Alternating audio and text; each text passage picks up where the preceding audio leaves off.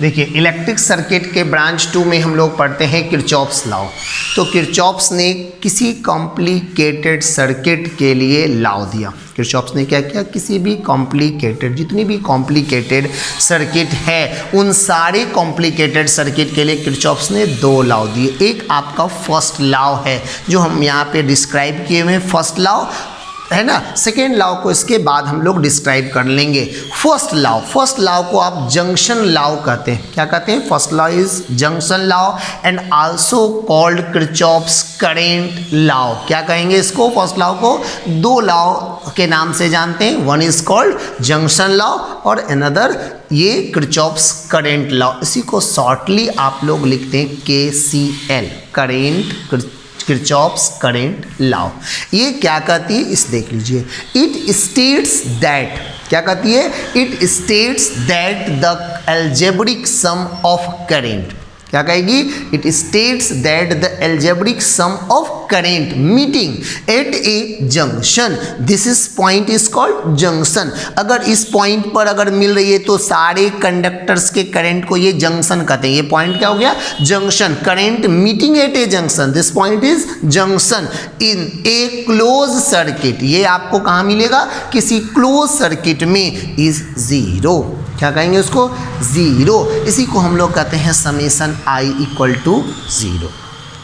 तो अब यहाँ पर आपके पास जरूरी है साइन कन्वेंशन। क्या होना चाहिए? Sign convention. साइन कन्वेंशन क्या हम लोग देखते हैं? साइन कन्वेंशन यहाँ पर, तो सबसे पहले आपको साइन कन्वेंशन भी याद रखना है। किसके लिए? करंट लॉ के लिए। करंट लॉ के लिए यानी KCL के लिए आपको साइन कन्वेंशन याद रखनी है। साइन कन्वेंशन क्या कहती है? देखिए सिंपल, बहुत ही सिंपल है, आप आराम से इसको समझ सकते हैं। ये इसकी डायरेक्शन है, करंट का डायरेक्शन है यहाँ पर। ये डायरेक्शन कहाँ है? Towards junction. ये क्या है? Towards junction, but here it is away from junction. It is toward the junction and it is away from junction. मतलब 2 डायरेक्शंस होते हैं। एक क्लियर है? 2 डायरेक्शन, एक टुवर्ड्स जंक्शन होती है और एक क्या होती है? Away from junction. जो टुवर्ड्स जंक्शन होती है, आप अगर सिंपली याद रखते हैं, अगर कोई करंट का डायरेक्शन टुवर्ड्स जंक्शन है, towards junction, it is taken to be positive, तो away from junction is taken to be negative, या इसका कन्वर्स भी ट्रू है। मतलब अगर आप सबसे हमने एक लॉ को आइडेंटिफाई किया, क्या किया कि जो ये देखिए करंट I1 कहाँ आ रही है? Toward the junction, it is taken to be positive. The current I2 also toward the junction, it is I2 positive and I3 away from junction, it is taken to be negative. I4 toward the junction, it is taken to positive and away from junction minus, it is taken to be 0.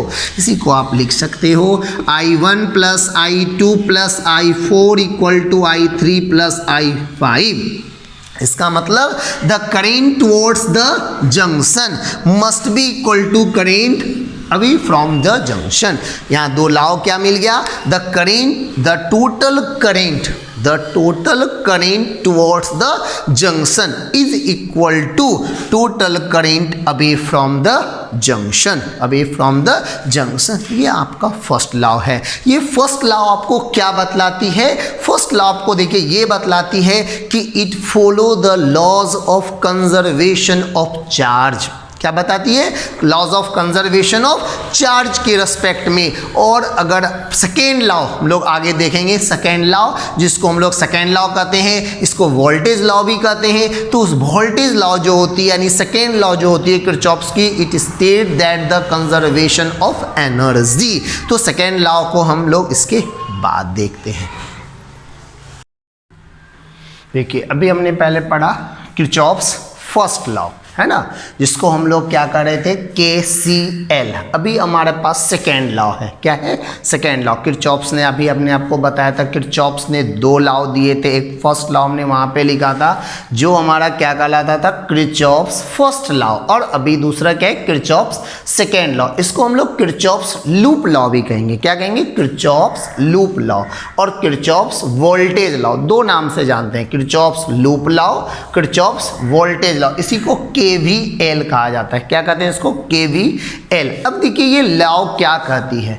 ये law कहती है it states that the algebraic sum of it states that the algebraic sum of change in PD मतलब potential difference around any closed circuit, potential difference around any closed circuit is 0। अगर कोई closed circuit है उसकी potential क्या होती है 0, then here summation of potential is equal to 0। अगर आप इसको और आइडेंटिफाई करना चाहें, इसको दूसरे तरीके से डिफाइन करना चाहें तो दूसरे वे में डिफाइन करने का देखिए आप एक सिंपल सा रूल क्या देख सकते हैं, ओम्स लॉ।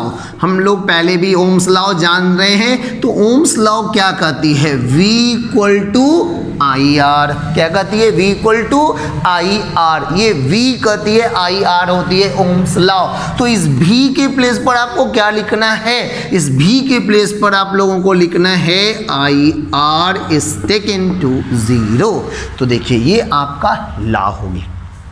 तो आप इसको यहाँ पर डिफाइन कर सकते हैं। कैसे डिफाइन कर सकते हैं, I और R का प्रोडक्ट है और ये क्या है, समेशन है। तो इसका मतलब हुआ the algebraic sum of product of the algebraic sum of product of current in resistance in any closed circuit is taken to be 0। ठीक है, तो यहाँ से आ गया। पर आप इस चीज़ को जानने के बाद यहाँ पर जब हम लॉ को आइडेंटिफाई करते हैं तो यहाँ पर सबसे पहला इंपॉर्टेंट टर्म है साइन कन्वेंशन। साइन कन्वेंशन जानना जरूरी है कि इसकी साइन कन्वेंशन क्या है। तो आपको हम एक लॉ में बताते हैं, एक नॉर्मल इसकी साइन कन्वेंशन क्या होती है। आप आराम से इसके द्वारा किसी भी क्लोज सर्किट में, किसी भी कॉम्प्लिकेटेड न्यूमेरिकल्स में related to the close circuit में आप आराम से बहुत इजी वे में आप न्यूमेरिकल्स को आइडेंटिफाई कर सकते हैं और बना सकते हैं।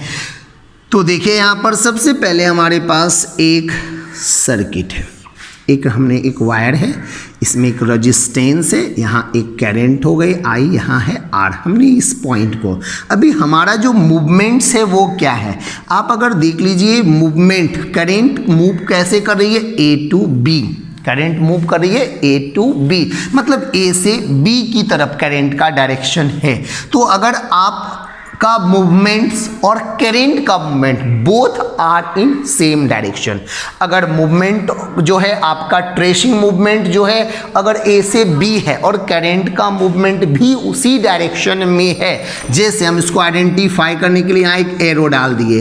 एरो क्या बता रही है कि हम लोग मूव कैसे कर रहे हैं, A to B, from A to B। अगर A से B जा रहे हैं तो I और R का प्रोडक्ट अगर आप क्या लेते हैं, अगर I और R पॉजिटिव लेते हैं, क्या ले रहे हैं, पॉजिटिव, तो इसके अपोजिट डायरेक्शन में, इसके अपोजिट, जब IR पॉजिटिव कब लेंगे, जब आप मूव कैसे कर रहे हैं, अगर मूव कैसे कर रहे हैं फ्रॉम A to B, और अगर IR निगेटिव कब ले रहे हैं, जब हम लोग मूव कर रहे हैं फ्रॉम B to A। अगर B से A जा रहे हैं तो वहाँ पर IR निगेटिव लेंगे और इसमें पॉजिटिव। इसका कन्वर्स भी ले सकते हैं, इसका कन्वर्स भी ले सकते हैं। अगर direction of IR, in the direction of IR में आप मूव कर रहे हैं, जिस डायरेक्शन में I चल रही है उस डायरेक्शन में आप भी मूव कर रहे हैं, अगर वो आप निगेटिव लेते हैं तो इसका कन्वर्स आपको पॉजिटिव लेना होगा। एक्चुअली इसमें कोई भी प्रॉब्लम नहीं होती है, किसी भी सर्किट में अगर आप प्लस या माइनस ले लेते हैं तो कोई दिक्कत नहीं है। केवल एक चीज को ध्यान रखना है कि इसमें आप मेनली क्या ले रहे हैं, एक चीज जिसके रेस्पेक्ट में आप ले रहे हैं उसमें अगर पॉजिटिव ले रहे हैं तो वो पॉजिटिव रखना है, जिसमें निगेटिव ले रहे हैं वो निगेटिव रखना है। इसमें आपको चेंज नहीं करना है। अगर आप इसमें चेंज करते हैं तो आप कॉम्प्लिकेटेड क्वेश्चंस में फंस जाइएगा, कहीं पर निकलने पर। अब देखिए किसी भी सर्किट में तीन चीज मोस्ट इंपॉर्टेंट होते हैं और वह है पहला रेजिस्टेंस, करंट और सेल। रेजिस्टेंस, करंट और सेल या बैटरी, सेल भी आ सकती है, बैटरी भी आ सकती है। तो ये तीन चीजें, तो हमने यहाँ पर देखा करंट और रेजिस्टेंस का, एक बच रहा है सेल का मूवमेंट क्या होता है। देखिए तो इसमें जब आप सेल का अगर देखते हैं तो सेल, ये आपने सेल बना लिया या बैटरी बना लेते हैं। अगर आपका मूवमेंट इस ओर है तो आपको एट फर्स्ट पहले क्या मिल रहा है, पॉजिटिव टर्मिनल। अगर पॉजिटिव टर्मिनल मिलती है तो इस लॉ के बेस पर आपका मूवमेंट और रेजिस्टेंस दोनों सेम है। तो आप अगर यहाँ पॉजिटिव ले रहे हैं तो सेल के पहले टर्मिनल के बेस पर इसको आप क्या ले सकते हैं, पॉजिटिव। अगर सेल का EMF E अगर है तो इस डायरेक्शन में आपको क्या लेना है, क्योंकि पहले आपको क्या मिला, पॉजिटिव टर्मिनल, तो आपने पॉजिटिव ले लिया। अगर आप इस ओर से मूवमेंट कर रहे हो, आप अगर इस ओर से मूवमेंट कर रहे हो तो इस ओर से मूवमेंट का मतलब फिर से हम यहाँ से लिख देते हैं, अगर आपका मूवमेंट C से D है, अगर आप C से D जा रहे हैं, फ्रॉम C टू D, तो आप E1 ले रहे हैं। अगर D टू C आ रहे हैं तो D से C आने में सबसे पहले आपको क्या मिल रहा है, माइनस, तो आप वहां पे क्या ले लेंगे, E2 का माइन ले सकते हैं। E2 क्या हो जाएगी, minus from D to C। ये आपका सेकेंड लॉ, इसी को यूज करके कोई भी कॉम्प्लिकेटेड सर्किट को हम लोग बना सकते हैं। देखिए second law, Kirchhoff second law के लिए हमने एक क्लोज्ड सर्किट बनाया, A B C D E और F। इस क्लोज सर्किट में हमारे पास 3 रजिस्टेंसेस हैं। कितने रजिस्टेंस, 3 रजिस्टेंस। आर्म AB है, उसमें R1, CD R2 और EF R3, 3 रजिस्टेंस हैं। फर्स्ट आर्म AB में एक सेल लगा हुआ है और EF में भी एक सेल कनेक्टेड है, ठीक है। अब यहाँ पर देखना है इसके डायरेक्शन को, तो पॉजिटिव टर्मिनल सेल यहाँ पर है, ये निगेटिव टर्मिनल है। मान लीजिए ये करंट, ये सेल है, इसका EMF E1 है और इस सेल की EMF कितनी है, E2। ये करंट कितना प्रोवाइड कर रही है, AI1, और ये करंट कितना दे रही है, I2। तो इस आर्म में भी करंट I2, इस आर्म में करंट I1, और ये जब इस जंक्शन पर आएगी तो ये दोनों करंट फर्स्ट लॉ के बेस पर मर्ज हो जाती है, मिल गए। तो ये दोनों करंट मिल करके ये जो आर्म है हमारे पास DC, इसमें करंट कितना जा रहा है, I1 and I2 current pass कर रही है। फिर से वापस जब ये C पर आएंगे तो C पर करंट यहाँ चला गया I2, और इस सर्किट में फिर से करंट कितना आ गया, I1। तो आपको हमने सबसे पहले अभी रूल बताया कि I, R और E का साइन प्लस और माइनस कैसे लेना है, ठीक है। सबसे पहले हम लोग देखना है कि I और E कैसे मूवमेंट करना है, कैसे चल रहा है, उसके रेस्पेक्ट में हम लोगों को साइन क्या रखनी है, I, R और E की मान को। तो यहाँ पर देखते हैं इस सर्किट में। सबसे पहले हम अगर सर्किट ले रहे हैं A D C B A, यहाँ लिखना है इन क्लोज्ड सर्किट, इसका नाम क्या हो गया, A D C B A। इस सर्किट में आ रहे हैं A D C B A, मतलब आप A से स्टार्ट कर रहे हो तो A से इन आना है। तो आप सबसे देखिए मूवमेंट्स, आप मूव कैसे कर रहे हो, A to D, here A to D, आपका मूवमेंट भी A to D है और डायरेक्शन ऑफ करंट के सेम, आपका डायरेक्शन और करंट का डायरेक्शन वो क्या है, दोनों सेम हो रही है। अगर दोनों का डायरेक्शन सेम है तो अभी हमने क्या कहा था कि अगर करंट का डायरेक्शन और आपका डायरेक्शन, मूवमेंट का डायरेक्शन अगर सेम है तो product of I R is taken to be positive. और ई, तो अब सबसे पहले देखिए इसमें कोई रेजिस्टेंस नहीं है, कोई रेजिस्टेंस नहीं, नो पोटेंशियल ड्रॉप। अब इसमें आ रहा है सी डी, यहाँ पे एक रेजिस्टेंस है तो यहाँ पे आप इस रेजिस्टेंस के लिए कितना ले सकते हैं, हमारे पास R2, यहाँ पे करंट कितना है R2, तो यहाँ पर R2 लिख सकते हैं R2, या यहाँ पर सिंपली अगर इसको नॉर्मल वे में अगर ऐड करना चाहेंगे तो I1 प्लस I2 को हम I3 के फॉर्म में भी लिख सकते हैं। तो R2 I3, ये हमने साइन क्या ले लिया, पॉजिटिव। अब देखिए आर्म CB, यहाँ भी कोई रेजिस्टेंस नहीं है। अब मूव करेंगे फ्रॉम B टू A, जब आप B से A मूव करते हैं तो आपके पास एक रेजिस्टेंस है R1 और करंट की वैल्यू क्या है I1, तो इन द सेम डायरेक्शन, तो सेम डायरेक्शन में I1 R1, यहाँ पर क्या गया I1 R1। अब आप आ रहे हैं, सबसे पहले आप देख लीजिए movement from B to A, आप मूव कैसे कर रहे हैं B से A, तो B से ए मूवमेंट में आपको सबसे पहले क्या मिल रहा है, निगेटिव टर्मिनल ऑफ पोल। क्या मिल रही है, निगेटिव टर्मिनल ऑफ पोल। जैसे निगेटिव टर्मिनल ऑफ पोल मिली तो हमने आपको साइन कन्वेंशन क्या समझाया था, निगेटिव टर्मिनल में it is taken to be negative. तो यहां ले लेंगे minus E equal to 0, minus E1 equal to 0। तो यहाँ आ जाएगा R2 I3 plus I1 R1 equal to E1। इस I3 के प्लेस पर ये सम के फॉर्म में भी आप लिख सकते हैं, नो डाउट्स। अब अगले सर्किट में आते हैं। इन closed circuit ADEFCBA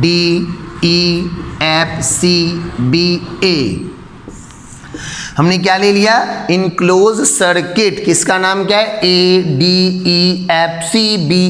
close circuit में आ गए हैं, ये आप वापस क्लोज सर्किट में आ रहे हैं। तो देखिए यहाँ पर नो रेजिस्टेंस, यहाँ भी नो रेजिस्टेंस। तो यहाँ सबसे पहले एक सेल है।